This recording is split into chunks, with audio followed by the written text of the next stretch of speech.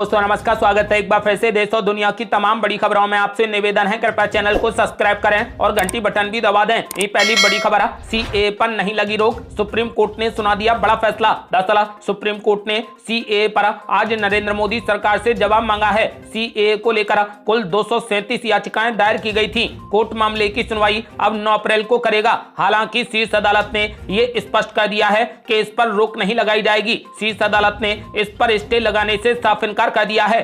और बड़ी खबर, इस बार लोकसभा चुनाव में प्लास्टिक के झंडे से लेकर गिलास तक पर लगा बैन, राजनीतिक दलों को दिए गए सख्त निर्देश। दरअसल निर्वाचन आयोग शांतिपूर्ण मतदान करने के साथ साथ पर्यावरण संरक्षण के प्रति भी गंभीर है। लोकसभा चुनाव के दौरान सिंगल यूज प्लास्टिक का प्रयोग न हो, इसको लेकर भी पैनी नजर रखने के सख्त निर्देश दिए गए हैं। आयोग ने चुनाव में प्लास्टिक के झंडे और प्लास्टिक ग्लास प्लेट आदि पर भी पाबंदी लगा दी है। प्रतिबंधित सामग्री का प्रयोग करने पर दंड का भी प्रावधान किया गया है। और बड़ी खबर, बीजेपी को लगा जोर का झटका, पशुपति पारस ने केंद्रीय मंत्री पद से दे दिया इस्तीफा, बोले हमारे साथ अन्याय हुआ है। दरअसल बिहार में एनडीए के सीट बंटवारे से नाराज आरएलजेपी के अध्यक्ष पशुपति पारस ने कैबिनेट मंत्री के पद से इस्तीफा दे दिया है। आपको बता दें कि पशुपति पारस को लोकसभा की एक भी सीट नहीं दी गई है, जिससे वो नाराज चल रहे थे। उन्होंने कहा कि वो सीट बंटवारे से नाराज हैं। महज 2 से 3 मिनट की प्रेस कॉन्फ्रेंस में उन्होंने केंद्रीय मंत्री पद से इस्तीफा देने का ऐलान कर दिया। उन्होंने इस बात का भी जिक्र किया कि उनकी पार्टी के साथ में अन्याय हुआ है।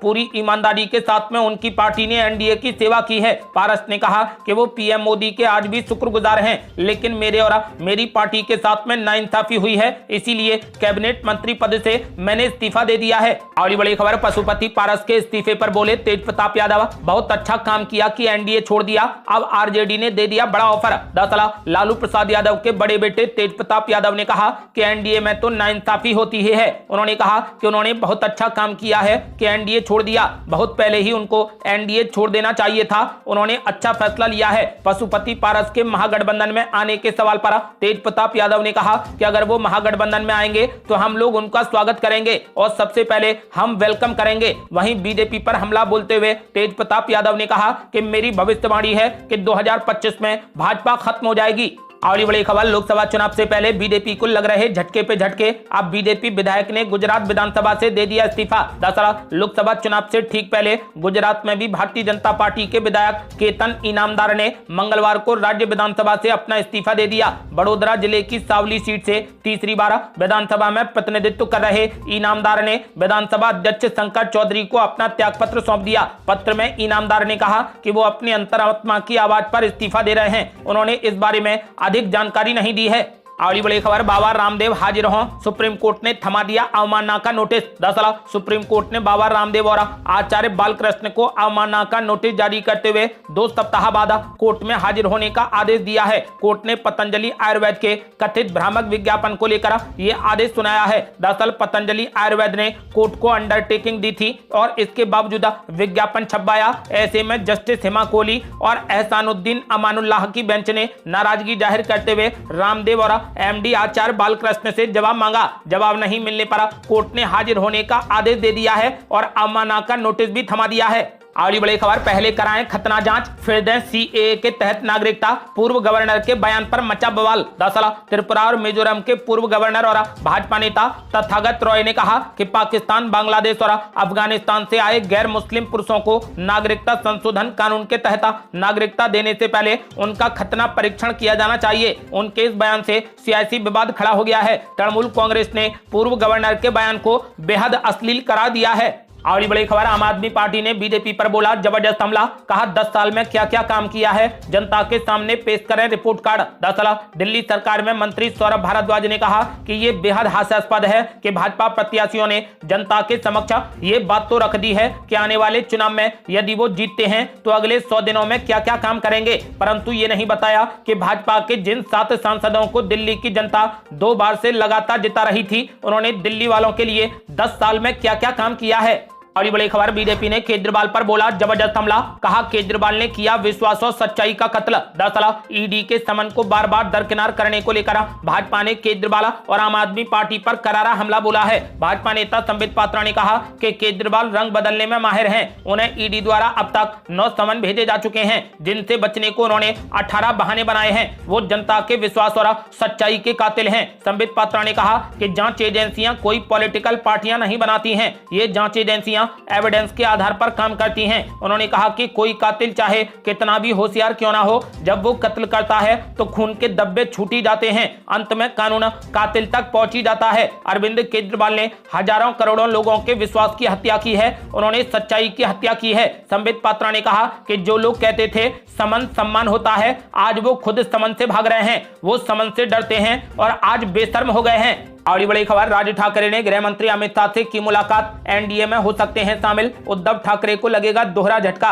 दरअसल एमएनएस यानी महाराष्ट्र नवनिर्माण सेना के नेता राज ठाकरे ने आज केंद्रीय गृह मंत्री अमित शाह से मुलाकात की। ये मुलाकात इस बात का साफ संकेत है कि भाजपा मनसे के साथ में गठबंधन की इच्छुक है। भगवा दल महाराष्ट्र में लोकसभा चुनाव से पहले अपने गठबंधन को और ज्यादा मजबूत करना चाहता है। राज ठाकरे नई दिल्ली पहुंचे और जब वो गृह मंत्री अमित शाह से मिले तब भाजपा के राष्ट्रीय महासचिव विनोद तावड़े भी मौजूद थे। अगर गठबंधन हो जाता है तो एमएनएस को मुंबई में एक सीट दी जा सकती है, जहां उनके चचेरे भाई उद्धव ठाकरे की अगुवाई वाले शिवसेना गुट का प्रभाव है। आपको बता दें कि अगर एनडीए का हिस्सा एमएनएस बनी और मनसे नेता ने मुंबई से चुनाव लड़ा तो ये उद्धव ठाकरे के लिए दोहरे झटके से कम नहीं होगा।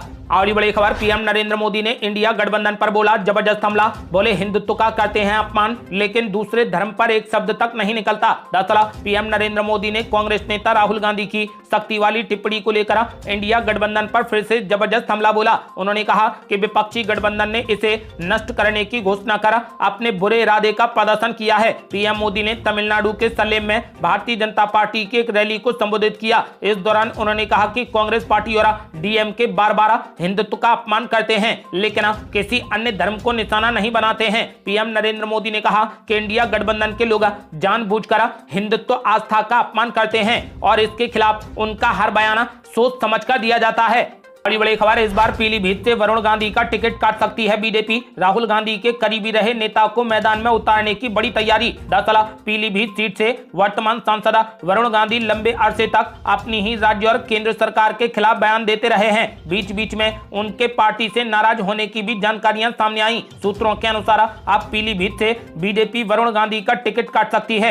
एबीपी न्यूज ने सूत्रों के हवाले से बताया कि पीलीभीत सीट से बीजेपी कभी कांग्रेस में रहे और इस समय यूपी सरकार में मंत्री जितिन प्रसाद को टिकट दे सकती है। अगली बड़ी खबर, बीजेपी सांसद वरुण गांधी को समाजवादी पार्टी दे सकती है टिकट, अखिलेश यादव ने कर दिया बड़ा खुलासा। दरअसल पीलीभीत से भाजपा सांसद वरुण गांधी का भाजपा से टिकट कटना तय माना जा रहा है। ऐसे में अब उनका सपा के टिकट पर उतरने की चर्चा है। इस चर्चा पर सपा प्रमुख अखिलेश यादव ने कहा कि हमारा संगठन इस बारे में निर्णय लेगा। अखिलेश यादव का वरुण को लेकर किसी तरीके का इनकार नहीं करने से अब ये साफ हो गया है कि अगर भाजपा से टिकट नहीं मिला और उनकी इच्छा हुई तो अखिलेश यादव की पार्टी समाजवादी पार्टी उन्हें मैदान में उतार सकती है। अगर ऐसा हुआ तो पहली बार राहुल गांधी और वरुण गांधी एक मंच पर नजर आएंगे।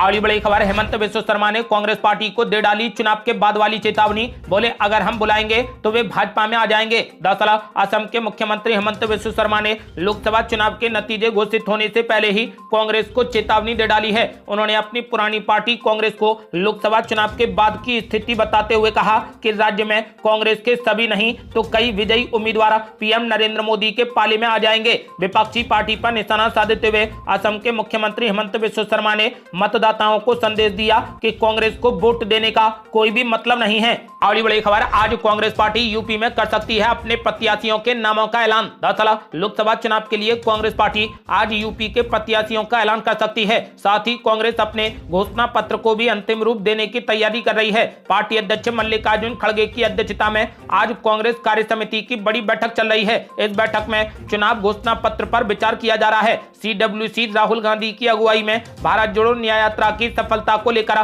प्रस्ताव पारित कर सकती है। इसके बाद लोकसभा चुनाव के लिए उम्मीदवार तय करने के लिए पार्टी की केंद्रीय चुनाव समिति की बड़ी बैठक होगी।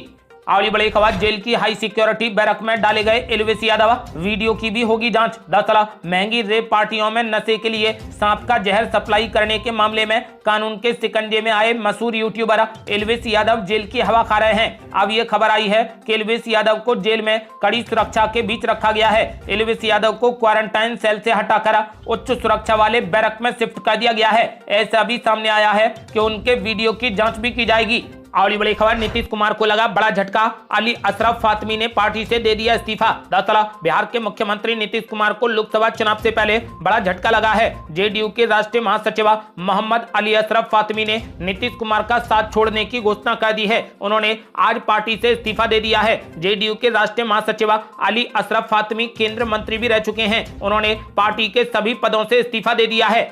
अगली बड़ी खबर, इंडिया गठबंधन को लगा बड़ा झटका, भाजपा में शामिल हुई हेमंत सोरेन की भाभी सीता दुमका से लड़ सकती हैं लोकसभा का चुनाव। दरअसल झारखंड में बड़ी सियासी उठापटक देखी जा रही है। झारखंड के पूर्व मुख्यमंत्री हेमंत सोरेन की भाभी और झारखंड मुक्ति मोर्चा की विधायक सीता सोरेन ने जेएमएम के सभी पदों और राज्य विधानसभा से इस्तीफा देने के बाद आज दिल्ली में भाजपा का दामन थाम लिया। सीता सोरेन ने जेएमएम की प्राथमिक सदस्यता से इस्तीफे का पत्र पार्टी सुप्रीमो शिबू सोरेन को भेजा था। पार्टी सूत्रों की माने तो सीता सोरेन चंपई सोरेन सरकार में मंत्री नहीं बनाए जाने से नाराज थीं। आपको बता दें कि अब वो बीजेपी में शामिल हो गई हैं और ऐसा माना जा रहा है कि बीजेपी उन्हें दुमका से चुनाव लड़ाने की घोषणा कर सकती है।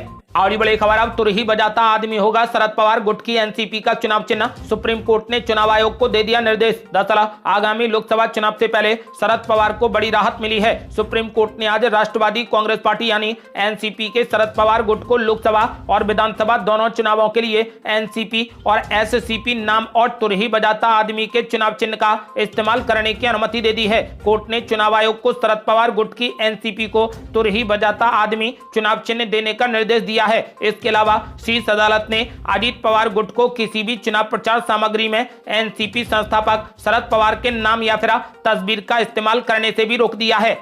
अगली बड़ी खबर, अजान के दौरान हनुमान चालीसा बजाने पर पिटाई से भारी तनाव, बेंगलुरु में सड़कों पर उतरे भाजपा सांसद। दरअसल बेंगलुरु में अजान के दौरान हनुमान चालीसा बजाने पर एक दुकानदार की पिटाई की घटना से तनाव पैदा हो गया। इसका वीडियो भी सोशल मीडिया पर बड़ी तेजी से वायरल हो रहा है। इस मामले में अवरोध प्रदर्शन भी शुरू हो गए हैं। शहर में आज भाजपा ने जोरदार प्रदर्शन किया और इसमें सांसद तेजस्वी सूर्या भी मौजूद रहे। तेजस्वी सूर्या को पुलिस ने कुछ देर के लिए हिरासत में भी ले लिया। इस दौरान भाजपा नेताओं ने अल्टीमेटम दिया कि बुधवार तक शाम 4 बजे तक सभी आरोपी अरेस्ट हो जाने चाहिए। यदि ऐसा नहीं हुआ तो फिर आंदोलन को और तेज कर दिया जाएगा। ये थी अब तक की बेहद बड़ी खबरें। रोजाना की ताजा खबरों को जानने और हमसे जुड़ने के लिए चैनल को लाल बटन दबाकर सब्सक्राइब करें और घंटी बटन भी दबा दें। जल्दी मिलते हैं बड़ी अपडेट के साथ, तब तक के लिए जय हिंद, जय भारत।